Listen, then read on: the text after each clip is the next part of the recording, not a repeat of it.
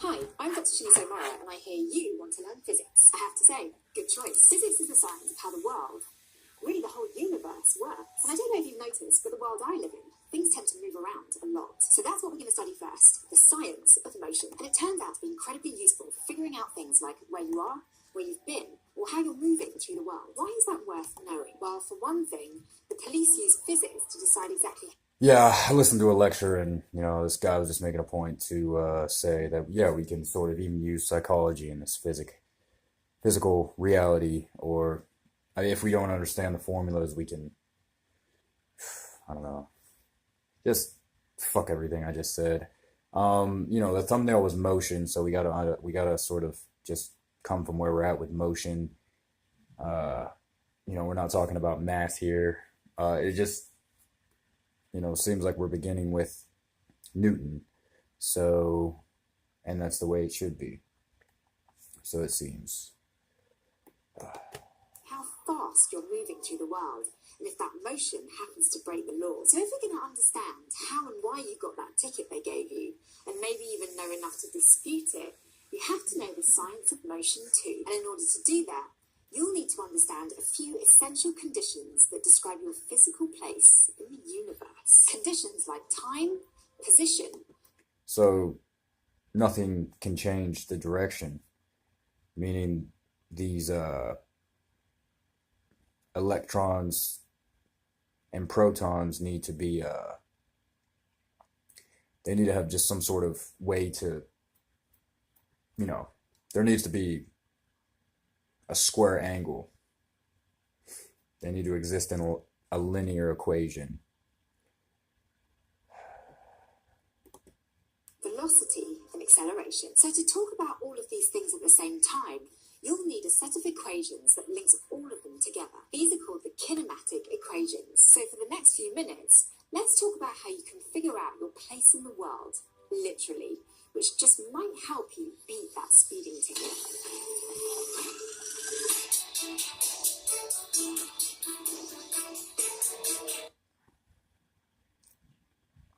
Velocity.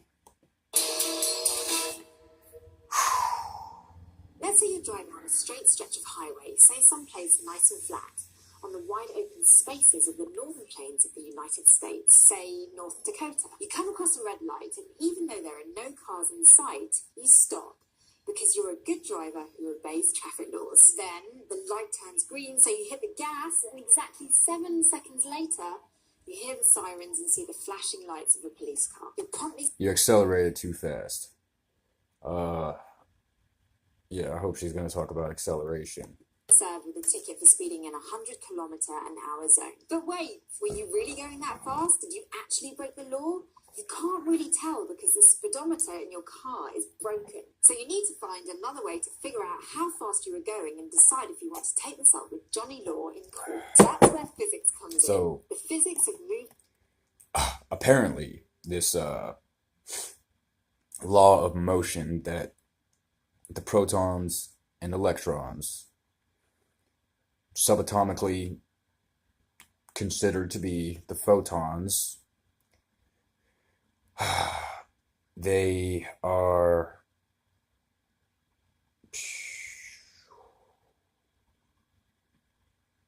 I don't know. I started thinking about what like my conception of the universe. If I had like a CGI of the Big Bang, it's just all these photons exploding from one part. But again, post Newton. Moving in a straight line. Let's start by talking about how your car is moving. Driving along a straight highway is an example of one-dimensional motion because the car can only move back and forth along that line. That's the difference from something that's free to move in all 3 dimensions, like a boom. Well, I meant like the time, the speed thing is broken, right? And that's just the equation. All this math that is supposed to give us some constructive experiment.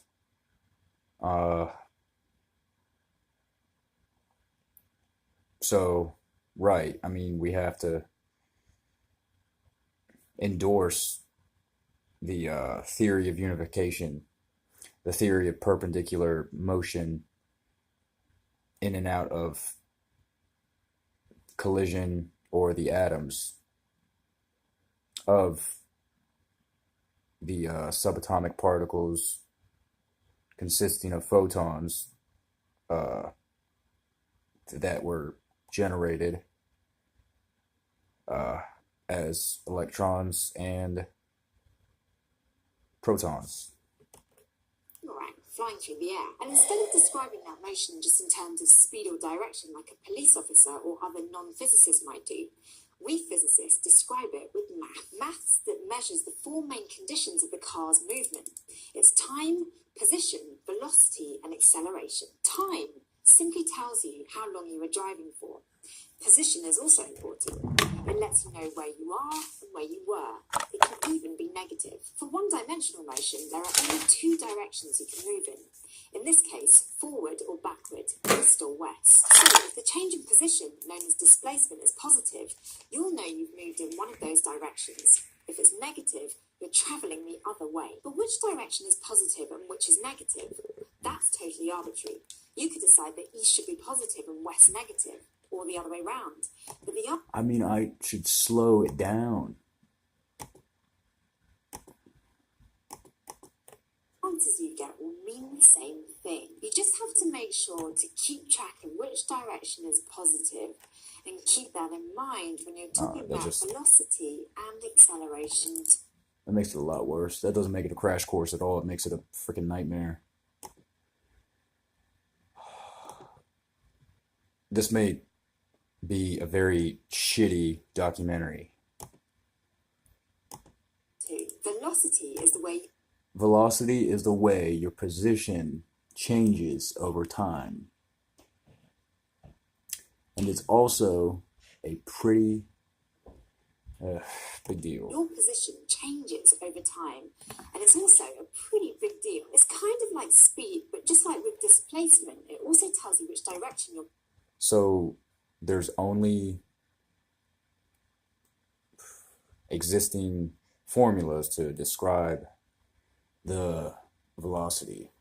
I'm sorry. I just feel like complete shit, and I should save this junk for later. But holy shit, I thought I was 5 minutes into it. Fuck yeah, I really just feel like fucking shit. Moving in based on whether it's positive or negative. Now, what about when your velocity changes? That's the fourth quality of movement you'll want to pay attention to: acceleration. If you've ever been in a car when someone slammed on the gas, that feeling of being pressed back against your seat is acceleration. Your velocity is changing. So how do we plot out all of these different conditions that So, velocity is something that consists of the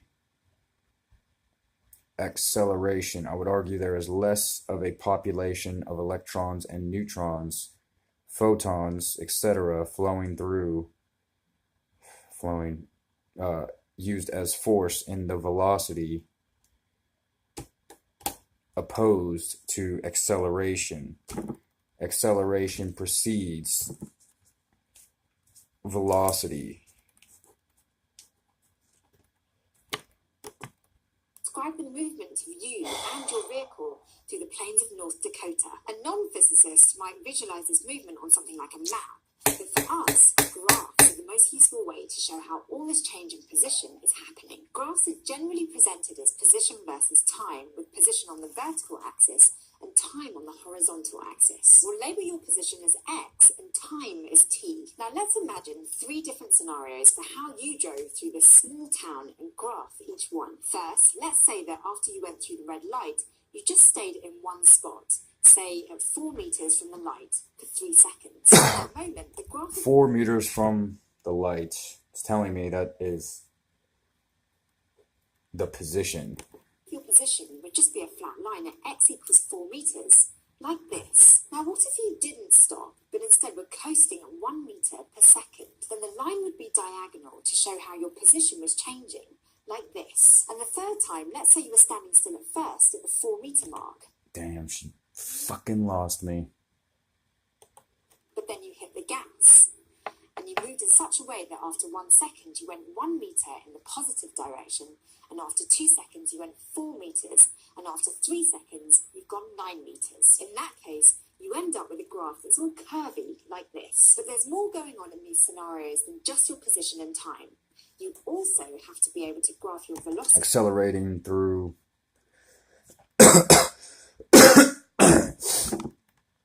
force. It just reminds me this idea that there is a theory out there that, I'm sorry, I feel like shit. Photons can exist in the future. They can move into the future. Really doesn't help psychology there, eh? And acceleration. So to graph your velocity, you'd put your velocity on the vertical axis and time on the horizontal axis. And you'll note, since velocity is measured as the change in position over time, it's measured in meters per second. The graph for acceleration is quite... So velocity is going to go down, right? Position against time. Your position will become faster over time. The motion will be greater over time. The velocity will be much, much slower. Again, 20 billion years of zero consumption on this planet, and 4 billion years of the actual consumption. So you could say we are going through a velocity state.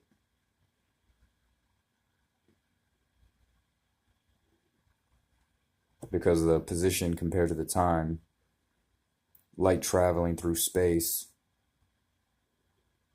that was accelerating. And in order for us to have any velocity in consumption, this motion in a straight line caused the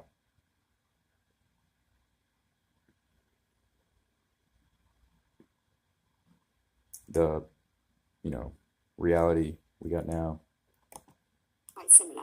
Acceleration, A, goes on the vertical and time goes on the horizontal. And since acceleration is measured as the change in meters per second, its units are meters per second, otherwise known as meters per second squared. So time... Sounds like the inverse square law.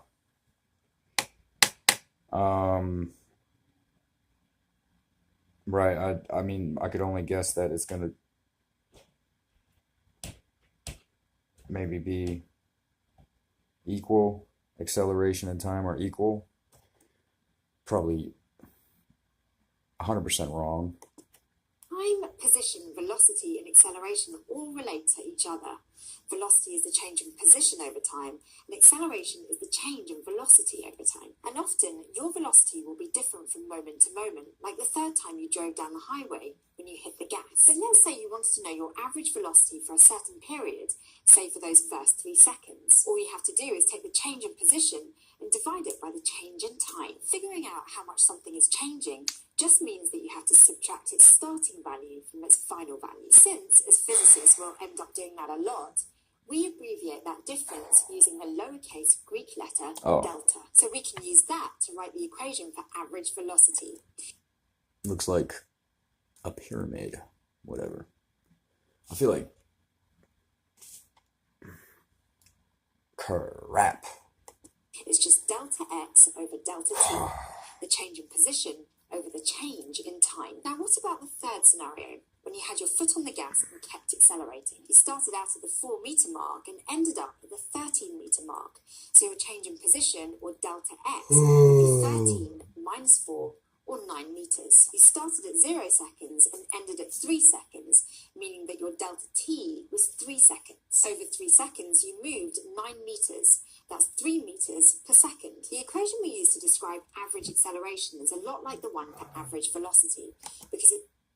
So, average acceleration, the average acceleration is equal to the acceleration of velocity divided by, or inversely proportional, I don't, what the hell am I saying, to the acceleration of time. Holy shit. It's just the change in velocity divided by the change in time. So in that case, your equation would be delta v over delta t. And here's something that's incredibly handy. Since we're talking about constant acceleration, that is acceleration that takes place at a constant rate, we can rearrange this equation to get v equals v at time 0 plus at. That's average velocity equaling to velocity at time 0 plus the product of acceleration times time. This, my fellow physicists, is an equation we'll be using a lot. We call it the definition of acceleration because that's exactly what it is. It's saying that constant acceleration is equal to the change in velocity divided by the change in time.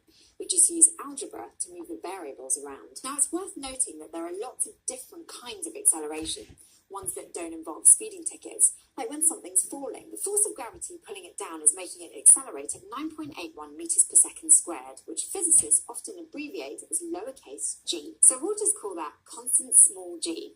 There's a capital G that's going to come up later. So the definition of acceleration is the first of the two main kinematic equations that we'll be using, but it only links velocity, acceleration, and time. What about position? There's an equation for that too, the second kinematic equation, which we'll call the displacement curve, because it takes your acceleration, your starting velocity, and how long you were moving for, and uses that information to figure out what your displacement was. And the displacement curve equation looks like this. It makes sense if you think about it. If your acceleration is the change in your velocity, and your velocity is the change in your position, then there should be some way to link all of them together. Now, there are lots of other kinematic equations too, like these, but you only really need to know the first two, the definition of acceleration and the displacement curve. The others are just different ways of rearranging these main two. And because these two equations have so many terms in common, you can use them together really easily. For example, if you know your acceleration and your starting and final velocities, you could use the definition of acceleration to figure out how much time you were traveling for. Then you could plug that value for time into the displacement curve equation and use it to find your displacement. Now that we know what the kinematic equations are, we can finally use the power of physics to find out whether you were speeding when the cops pulled you over. As in most physics problems, the first thing we need to do is write down everything we know. In this case, we know your initial velocity v0 was 0 and your time t was 7 seconds. The first thing we need to find is your acceleration, which we can get using the displacement curve. Plugging in everything we know, we find that your acceleration a is 5 meters per second squared. Then we can plug all of that into the definition of acceleration to find your final velocity. Like this. We learned that you were going 35 meters per second when the cops pulled you over. That's 126 kilometers an hour, so you definitely deserve that ticket. Sorry. But in this very first episode of Crash Course Physics, you learned all about position, velocity, and acceleration. We also talked about the two main kinematic equations, the definition of acceleration and the displacement curve. Thank you. I'm just too tired to... I don't know if it's because she's so attractive that I can't pay attention, or if it's because she's talking at the speed of light. I don't know. No, she's definitely not. I just hope to learn something in this crash course. I'm not gonna be able to do this overnight, so yeah. I guess back to the graphs and the equations. So, I'll get some sleep.